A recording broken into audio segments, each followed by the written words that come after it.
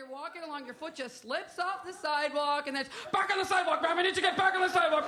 We got a problem here. We got a problem. Next thing you know, hands are behind your back, your face is on the ground, and her tits holding your head down because you know she's not wearing a shirt because they never do. It's just security and grease pencil across their tits. They're frightening. But having said that, I think that there is something more frightening than a lesbian with a walkie-talkie and a little bit of power, and that would be a gay man with a walkie-talkie and a little bit of power, as was evidenced at the last Pride here when I was running late to kick off the Dyke March. And let me tell you, you don't want to keep 25,000 lesbians a-waiting, I'll tell you. You don't want to piss off 25,000 dykes, because you know us. Lesbians, we will just throw up a picket line just for the practice, right? What are you doing, Mary? Practicing. You know, I mean, we're crazy that way. So I'm late, and I'm running up to the stage, and I get stopped by this pretentious little security queen. And he's like, you can't go in there. I'm like, what do you mean? I'm the host. He goes, oh, I know who you are. You just can't go in this way. I'm like, why not? This is the exit. You'll have to walk around, and I'm not kidding, 8 blocks of barricades. I'm like, pal, I am late. I gotta go. The stage is right there. You gotta let me in. I'm sorry, you can't go in through the exit. I'm like, look, pal, you go in through the exit every night. Now step aside.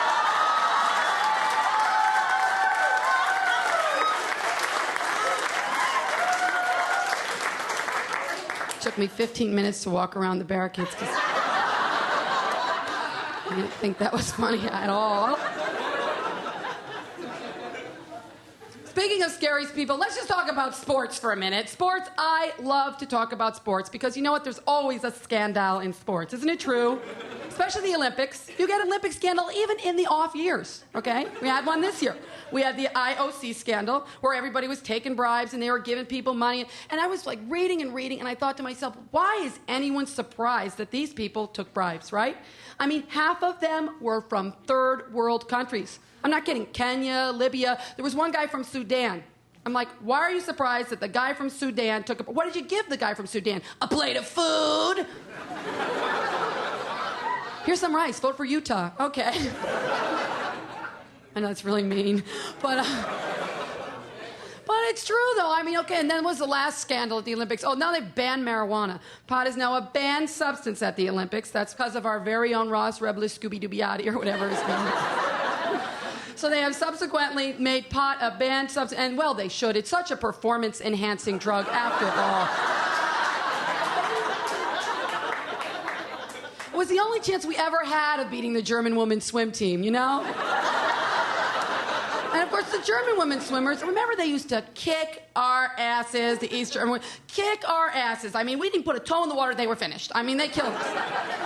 And just a little while ago, it turned up that they're all suing their coaches now, and the coaches are all getting in trouble because they said, the swimmers, that they didn't know that the coaches were giving them steroids during the... Oh, what? You didn't notice that big fluff of hair that was popping out of the chest of your... Or you didn't notice that extra little pair of testicles you just grew?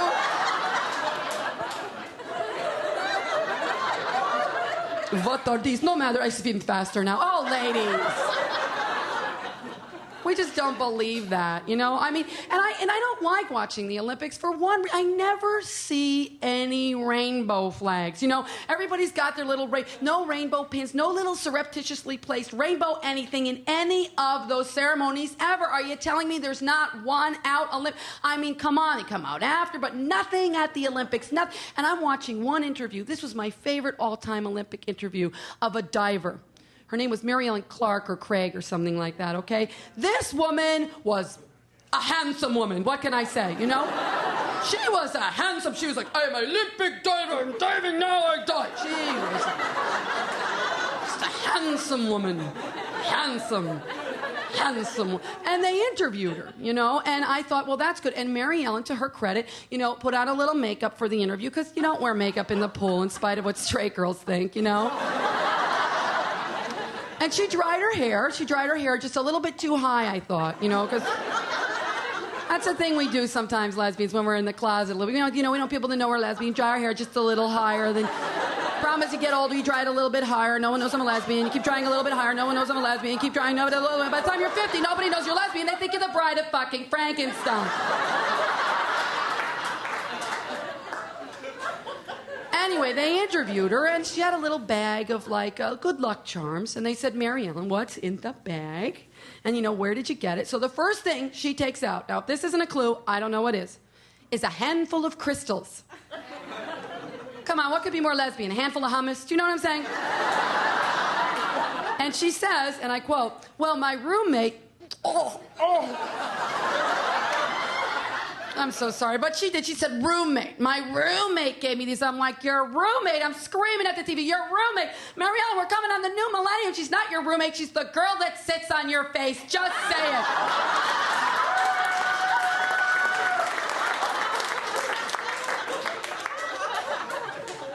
But did I mention that she was a handsome woman?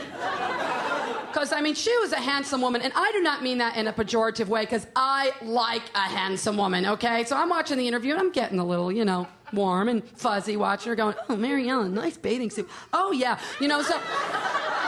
But I took a good hard look at her, and I went, no way, never, ever would I go with this woman, because I got to tell you, not an ounce of body fat on her, not any. Thighs like tree trunks. Think about it, okay?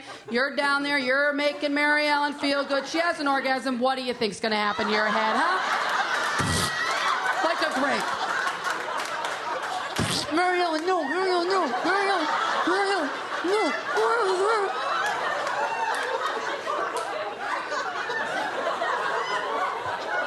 Mary Ellen, I forgot the safe word. Okay.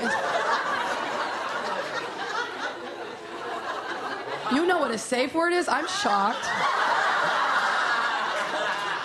I wouldn't have guessed that you would have known what a safe word was. You're not even wearing leather shoes, honey. I didn't know what a safe word was, until once I was at a festival, and the SM tent took me aside because I was so hopelessly vanilla, and they gave me an education. And the safe word, obviously, is the word you use in SM sex that means stop, right? It's never stop. Stop means go. It's never no. No means yes. It's something innocuous. Like, red, blue, tree, whatever, a table, something like that. So I said to my friend Bucky, who was teaching me about safe words, but Bucky, what happens if you forget the safe word? Red, blue, green, yellow, onomatopoeia, front-loading dishwasher. She says, Maggie, you say I forgot the safe word. You idiot, Oh, yeah, I was a lawyer. Okay, sharp as a beach ball, that's me. Now, so, sports, but my favorite part about sports, though, is college women's basketball. Oh, my, ooh, yeah. I loved those little girls. They're like niblets, aren't they? They're just like little muffins. I could just pop them in my mouth. Oh, another muffin. Oh, another muffin. Oh, I'm full. Too many muffins.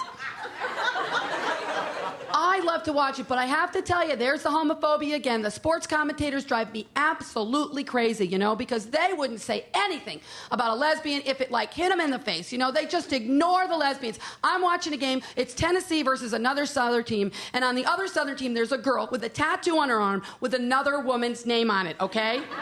It's not even a close call, people. Her name is like Lori. The tattoo says Brenda, okay? It doesn't just say Brenda. It says, I love Brenda. Brenda and I, we live together. We share a house. Brenda and I have wills. But did the sports commenters say anything, one thing, a peep about the tattoo? Anything? No. What did they talk about the whole game? They obsessed about Pat Summitt, the coach from Tennessee, because she's married. So the sports commentators were like this. Oh, there's Pat Summitt. Did you see Pat Summitt? Oh, yeah, that's Pat Summitt. Did you know Pat Summitt was married? Oh, yeah, she's married. There's her husband. There's Mr. Pat Summitt in the stands. Can we get a shot of Mr. Pat Summitt? Did you know Pat Summitt had a baby, dropped the baby on the plane, went out and coached a game? Not Pat Summitt. She sure is married. I'm like, what about Brenda?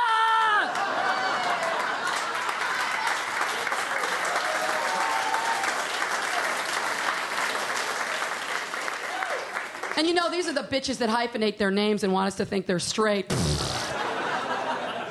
I'm not going to name names, but you know what I mean? It's just incredible. And then there's this coach from Penn State named Renee Portland who would not allow, as a policy, any lesbians on her team. She was on 60 Minutes, 2020, all these shows. She would not allow any lesbians on her basketball team. Well, no wonder they never won any games, huh? Ooh. Straight girl basketball. But But times, they are a-changing. They absolutely are. You know, you look at families now, what a difference, okay? I work in Provincetown, Massachusetts in the summer, you know, the gay, queer, just the spot to go in the summer. And we have now, of the 8 weeks that is the season, one of